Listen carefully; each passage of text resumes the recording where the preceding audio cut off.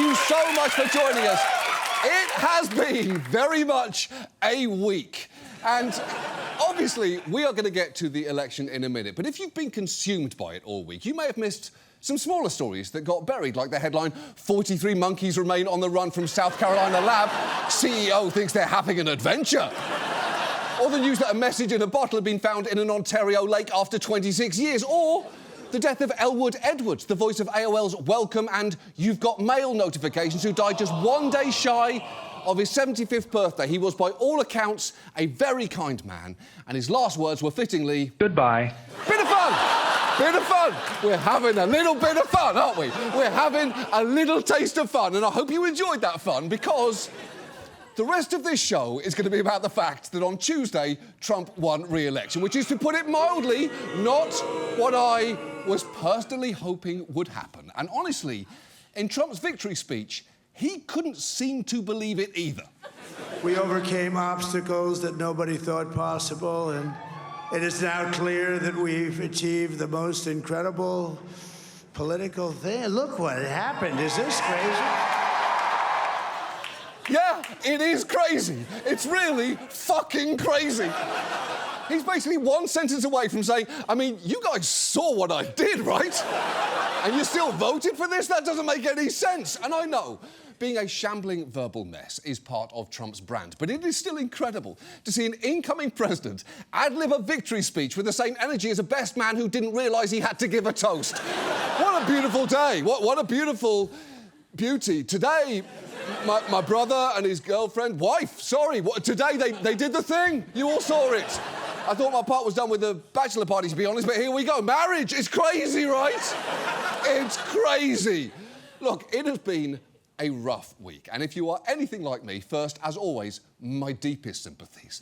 But it's probably been hard to deal with anything other than this. The tiniest moments this week where the world was going on like nothing had happened could be suddenly enraging, whether it was a text from a relative inviting you to Thanksgiving, not now, Aunt Gwen.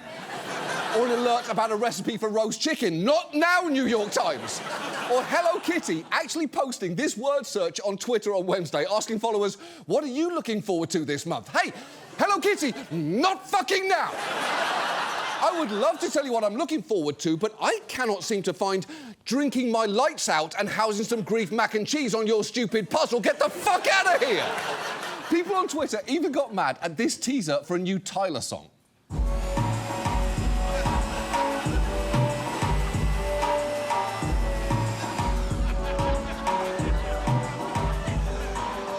That was posted on Twitter the day after the election, only to get responses like, not now, girl, not now. And Tyler reading the room with a gif of Leah Michelle, before a ton of replies correctly pointing out she is literally South African. Nobody's happy that Trump won, including me, but she's literally not an American. What do you all want from her? Which is fair. People in other countries are allowed to buff their jean shorts.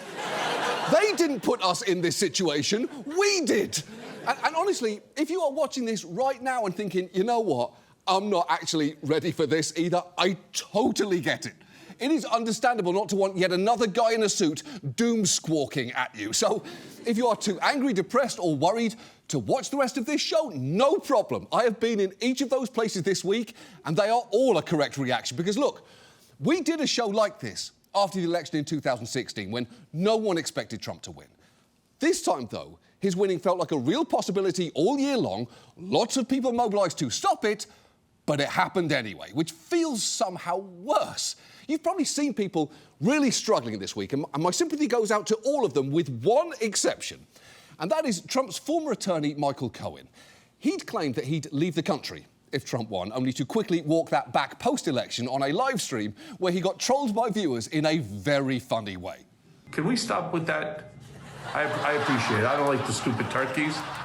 All right, let's just knock that stupid shit off, please. All right. I did. I said I was leaving, and then the following day, get that through your dumb heads. The following day, I turned around and I said that there's no chance in the world that I'm leaving my country. Thank you very much. All right? I'm not leaving anywhere. You leave. This is my country. And I have every right every single right within which to turn around would we stop so we can... All right, 2 seconds, I'm gonna end up blocking this idiot. I love it. Everything about that is very good, from the I don't like stupid turkeys to the I'm not leaving anywhere you leave to the perfectly timed Elvis hair. I have no problem with any of that. Oh, hold on, no. It's not okay when it happens to me. Get this off me. That does not make it... No, come on. I'm trying to make an important point here about, you know what, actually, just leave it. I've been becoming more bird-like with every passing year. And frankly, this week, nothing feels more appropriate than presenting me as a bird who is fully and truly cooked. There are lots of reasons this result is so depressing, from what it means for abortion rights, to the environment, to Ukraine, to Gaza, to the very fact Trump's campaign was built on demonisation and revenge, from the signs calling for mass deportation at the convention to the GOP spending at least $215 million just on anti-trans network TV ads. That's just over $134 per trans person in this country. And yet, Trump's about to be president again. So tonight, knowing that we won't hit all the answers and some of the ones that we do might not be particularly satisfying, let's at least try and answer a few questions. Specifically, how did this happen? What comes next? And what do we do now? And let's start with, how did this happen? The truth is, it is too early to have a definitive answer to that, but that has not stopped people from taking some big swings anyway.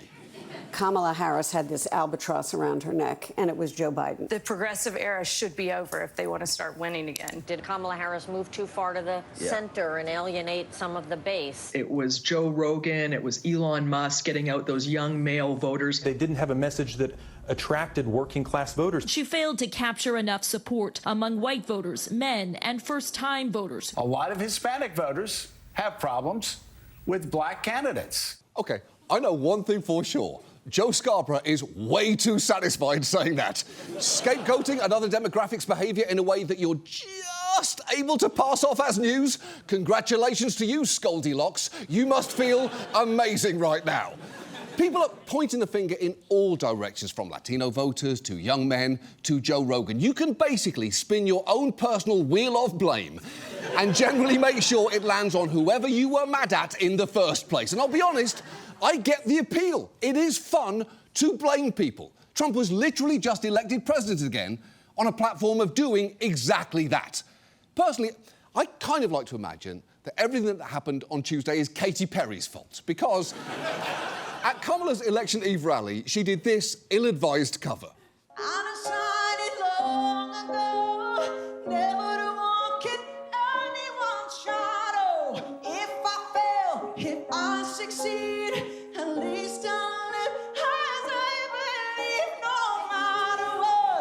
They say about me, they can't take away my dignity, no!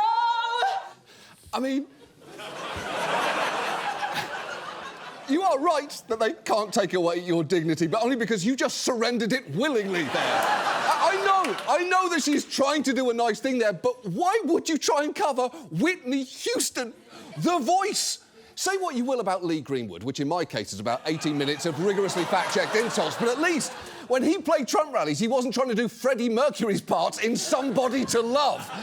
Now, did that drunk bachelorette party karaoke night performance do the whole Harris campaign? Probably not. But it feels good to think so, because it's an easy answer to a difficult question, which is a lot more appealing right now than actually finding the difficult answers. And look, I am not saying the campaign didn't make mistakes, but the reasons why specific groups vote the way they do in elections tend to be something you can only puzzle out later once all the data comes in.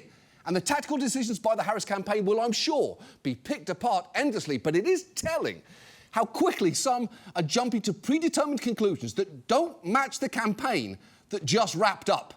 For instance, some Democrats are loudly claiming the party needs to move to the centre, with New York Congressman Tom Suozzi arguing the Democrats have to stop pandering to the far left, citing trans rights as an example, saying, I don't want to discriminate against anybody, but I don't think biological boys should be playing in girls' sports. And a few things about that. First, if what you want is a centrist campaign that's quiet on trans issues, tough on the border, distances itself from Palestinians, talks a lot about law and order and reaches out to moderate Republicans, that candidate existed and she just lost. Guess how many trans speakers there were at the DNC? I'll give you a hint. It is a very round number. Also, I'm not sure how you reach out to moderate Republicans more than appearing with Liz Cheney multiple times, unless you literally dig up Henry Kissinger's corpse and prop it up at a rally in Michigan as Katy Perry sings Rolling in the Deep. It's okay not to have the range for a song, Katy. And finally, regarding youth sports, there were a lot of attack ads on that one issue. And it was frustrating to see the Harris campaign fail to formulate a response, especially because it's pretty easy to do. Watch, I'll do it for you right now. As we've discussed before, there are vanishingly few trans girls competing in high schools anywhere. Even if there were more, trans kids, like all kids, vary in athletic ability, and there is no evidence they pose any threat to safety or fairness. It is very weird for you to be so focused on this subject. And finally, if you genuinely want to address the biggest concern for most girls who play high school sports, you'd be less worried about this and more about the creepy assistant volleyball coach who keeps liking their posts on fucking Instagram. The bigger point is, at least based on what we know now, anyone pointing the blame for the election result at one specific demographic is missing the mark, because there was an across-the-board shift to the right on Tuesday. Trump improved on his 2020 margin in more than 90% of counties nationwide, and his victory was driven by gains among seemingly every possible grouping of Americans. In fact, the only groups where I can be absolutely sure not a single person voted for Trump are these Avengers and people who post poems to their Instagram stories, which, all due respect, has gotten a bit out of hand this week. One thing that did become clear was that the economy was a massive motivating factor for people. It ranked number one among issues voters said they cared about, with 52% saying it was extremely important to them, and it was frequently mentioned among those who voted for Trump. Everything's too expensive. My wife, she actually works 2 jobs just to have extra money. So, I mean, we're waiting for Trump. I'm voting Trump. He had catapulted us into a better lifestyle. While he was the president, everything was nice and smooth, and I still had money left in my pocket. I would describe myself as being resigned, I suppose, to voting for Donald Trump. Again, I can't vote for the status quo. And I was absolutely better off during Donald Trump's presidency than I am today. Yeah, to hear voters tell it, the economy is why a lot of them went with Trump. He basically wound up winning with the same mantra as Bill Clinton did in 1992. It's the economy, stupid. Also, by the way, I happen to be good friends with Jeffrey Epstein. And look, while a lot of those people may well have been going to vote for Trump anyway, the truth is there was understandable frustration about the inflation that took place during Biden's term. As we discussed at the time, in our exciting and youthful comedy show that explained inflation for 24 human minutes, there were global factors behind it. Many US allies also saw big price increases, in part because global supply chains seized up during COVID. This has led to a wave of change elections all over the world. Voters have thrown out incumbent governments due to higher prices. And the thing is, I get not wanting to vote for the status quo, and Trump, in his own fucked up way, did offer a change, especially as, even while Harris was blanketing swing states with ads talking about grocery prices, she was also saying there's not much she'd have done differently than Biden. And while you could argue Biden's interventions to shore up the economy were actually one of his major successes, I do get when one side is saying milk is too expensive and the other is saying, OK, yes, milk is too expensive, but we're working on it, and also it's not that expensive when you take a macroeconomic view of America's recovery in contrast to other Western economies, plus you'll get used to it. That's not a great position for an incumbent party to be in, and it makes for a pretty shitty lawn sign, too. The irony here is the US economy has definitely improved, and the impacts are now being felt. The Wall Street Journal even ran this headline before the election: the next president inherits a remarkable economy, which I guess is yet another thing Trump will now inherit without having to actually work for it, along with money and, of course, good looks. And listen, you can point to the economy and still find it unbelievable that Trump was elected, because we just chose a man who oversaw a fiasco of a response to the pandemic, fomented an insurrection, and since leaving office has been convicted of 34 counts of falsifying business records and found liable for defaming and sexually abusing a woman. Not just that, his campaign was an avalanche of lies and fear-mongering when it wasn't just outright chaos, especially toward the end, when he was miming a blowjob on a microphone, dancing on stage for 40 minutes, talking about the size of Arnold Palmer's dick, and getting completely distracted, even in the middle of one of his signature rants demonising migrants. These are rough, vicious, rougher than anything you can imagine. There is no, and I say it all the time, if you wanted to do a movie on some of these people, if you wanted to do a movie, there's no actor in Hollywood that could play the role. There's nobody that could do it. These actors, you know, they're a little bit shaky. They can't play the role. They'll bring in a big actor and you look, you say, oh, he's got no muscle content. He's got no muscle. We need a little muscle. Then they bring in another one, but he's got a weak face. He looks weak. No, these guys have the whole package, unfortunately for our country. Yeah, at one point, his angle on migrants genuinely seemed to be that they're too chiseled.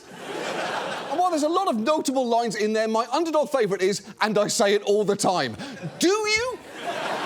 Do you say, we need a little muscle? In that voice all the time? I mean, maybe you do. I don't know. Jesus Christ, I cannot fucking believe you're going to be president again. And look, to say the thing that many of you may have been shouting at your screen for the last 5 minutes, it is not news that Trump's overt white supremacy and misogyny appeal to many of his voters. It's also not news that many like to hide that by claiming all they're really worried about is the economy. But clearly for others, there is a willful denial going on about him because Trump lies so constantly, people have a sense that you can pick and choose which things he actually believes and create a version of him that suits you.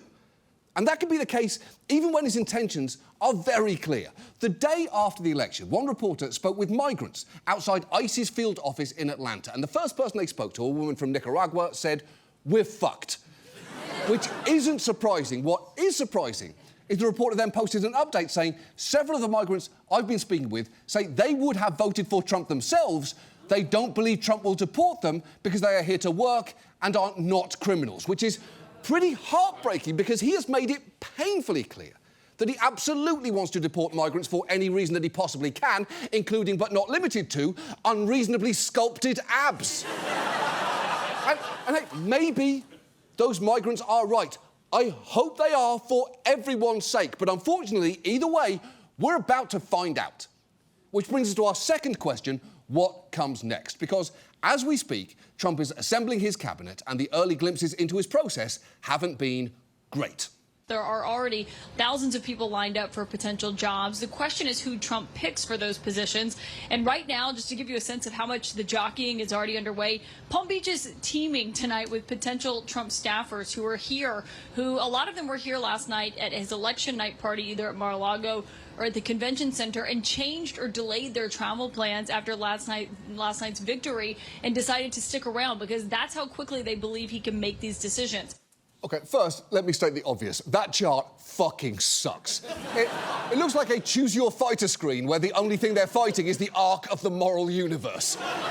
It looks like an advent calendar where every circle opens up to a tiny piece of literal shit. It looks like a game board for Guess Who, Oops, All Arseholes. There is a lot in there.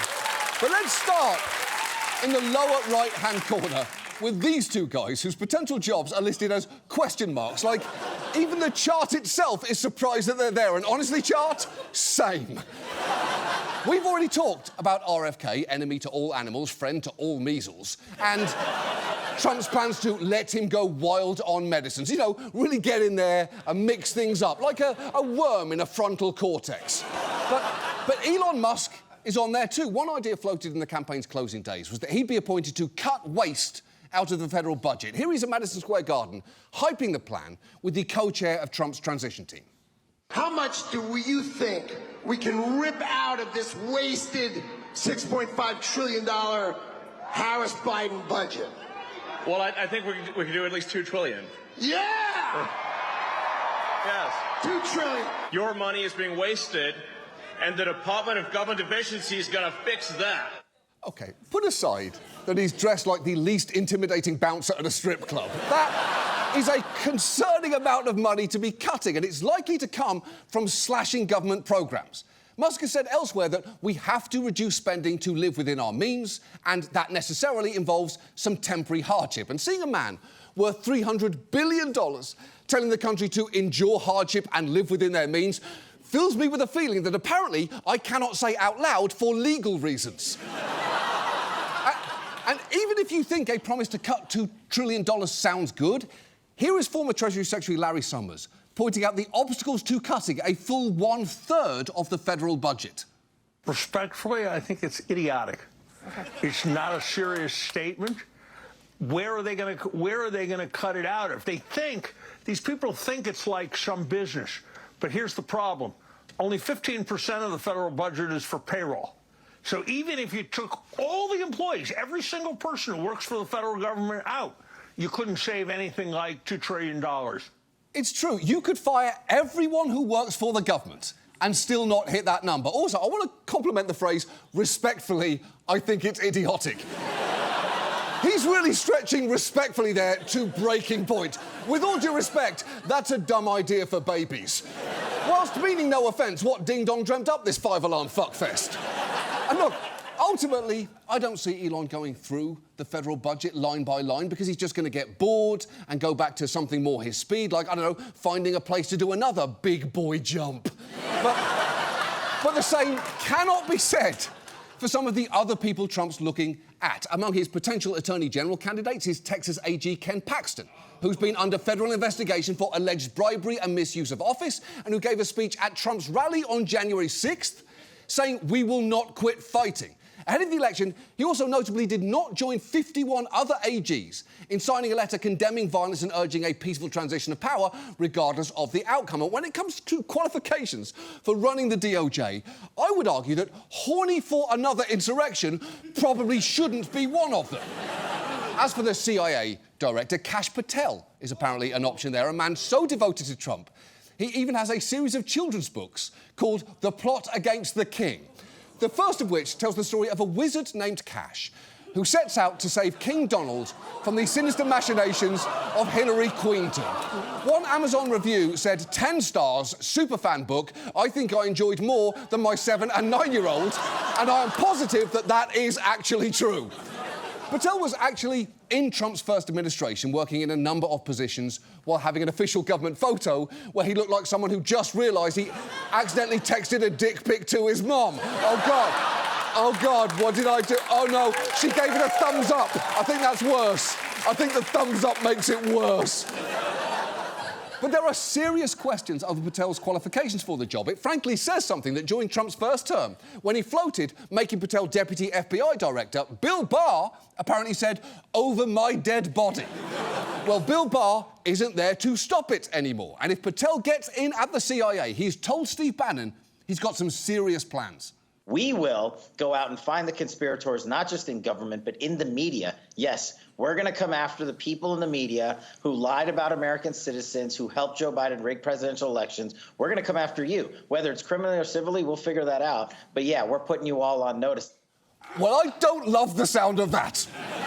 From threatening to come after the media to the hoodie that he is wearing there, from his own merchandise line, by the way, featuring a logo that appears to be this Punisher skull with Trump hair, which first, very, very cool. And second, all I really see on that skull is a swooping pixie cut. So, to be honest, it could just as easily be skeleton Diane Wiest. And I'm just going to go ahead and choose to believe that he's wearing a spooky Diane Wiest hoodie there. But that is just scratching the surface of the deep bench of idiots, freaks and wannabe tough guys eager to get into the White House and start breaking things. In January, things could get very bad very fast. Which brings us to our last question. What do we do now? Well, that really depends on who we is. If you happen to be this guy, first, way to stick the landing, bud.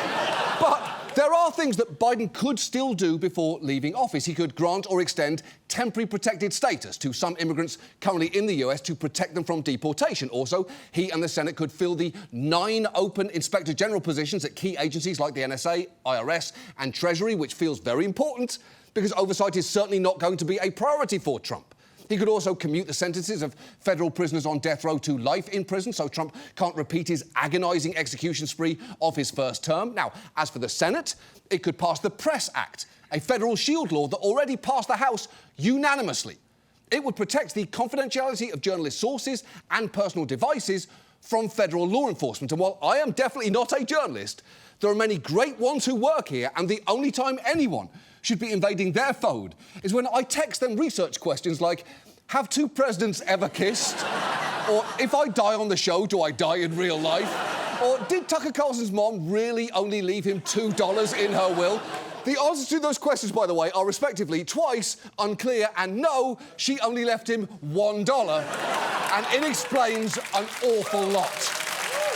And finally, the Senate could and absolutely should confirm Biden's remaining judicial appointments. There is a lot of important stuff for them still to do, making it infuriating to read news stories saying things like, after their losses, some Democratic senators might want to wrap up remaining business quickly and move on from Washington as the holidays approach, presenting attendance problems for votes, which is so maddening to me. These last weeks count. You can't just fuck off early because you lost. I believe Kimberly Kardashian might have said it best. Get your fucking ass up and work. Yes. Yes, Kim. Get your fucking ass up and work. But the thing is, even if Biden and the Senate do all of those things, it won't stop the fact that on January 20th, Trump is getting sworn back into office, and that is very depressing. So, what do the rest of us do next? Well, for the next few days, I'd say whatever you want.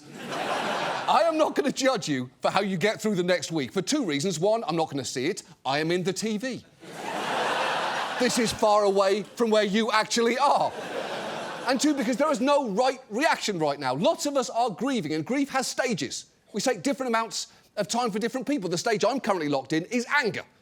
I am mad for trans people who are being threatened. I'm disgusted at the prospect of mass deportation. I'm furious at Biden for not dropping out earlier, and at the egos and inaction of two men older than credit cards themselves have led us to this point. I'm mad that women have to hear your body, my choice from right-wing dipshits. I'm mad that Elon Musk is apparently sitting in on meetings with the president of Ukraine. I'm mad about the myriad of damage Trump will do that cannot easily be undone, like setting back efforts to fight climate change and appointing more Supreme Court justices. And I'm mad at the prospect of 4 more years of people saying, so, is your job, like, so much easier with Trump as president? No, it is not!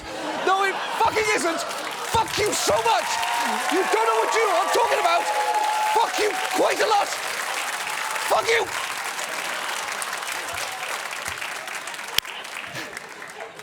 So, whether you are angry right now, or despairing, or Googling new country, no fascists, how move, do what you gotta do. Throw your phone into the nearest body of water, scream into a well, punch a tree, curl up into a ball and watch the Princess Diaries all the way through, and then at the end, when Miracles Happen starts playing, shriek, no, they fucking don't! Don't lie to me, people can be shits! But try not to completely obliterate yourself in despair, and I know that is hard. Right now, on the hope meter, most of us are probably pretty close to the bottom. But we just can't afford that. You can't drink bleach, even and especially if this guy tells you to do it again. Despair doesn't help anything. If anything, it makes things worse. And I'm not trying to push you into false hope here either. If your hope meter is up here, what is wrong with you? Are you a fucking child? Things are very bad. So I'm not going to tell you everything's going to be okay, because frankly, it isn't. It wasn't last time, and it won't be now. Here is what I guess I'm trying to say. Just a week ago, we mentioned elections are really just about choosing who to push and where you're pushing them from. Well, unfortunately, we now know we're going to have to push much harder and from further away than where we just were, which is an exhausting thought. But I think a lot of times movements burn out by focusing exclusively on how far we have to go without celebrating the small victories that happen along the way. For instance, even amid the GOP's massive anti-trans ad campaign, on Tuesday, Delaware elected the country's first openly trans member of Congress. And around the country, at least 35 Trans and otherwise gender-expansive candidates won races in places like Montana, Hawaii and Kentucky, where Emma Curtis was elected to the Lexington City Council. And that is a big deal. Curtis is hoping this result will set an example for others in the same boat. If I could say anything to my younger self, it would be the same thing that I would say to any trans kid who's watching this now, which is that you can succeed because of who you are, not for what discriminatory politicians tell you you have to be. And you've got a future. This city, it belongs to you too. Fuck yeah, it does. And it is a powerful thing to have one group saying, I don't think you should exist, and to be able to respond with, I am literally an elected official. Her being elected is now my favourite fact about Lexington, just ahead of the fact that its tourism website confidently proclaims it the horse capital of the world. The URL for that, by the way, is visitlex.com/things-to-do-horses. And let me be the first to say, don't mind if I do.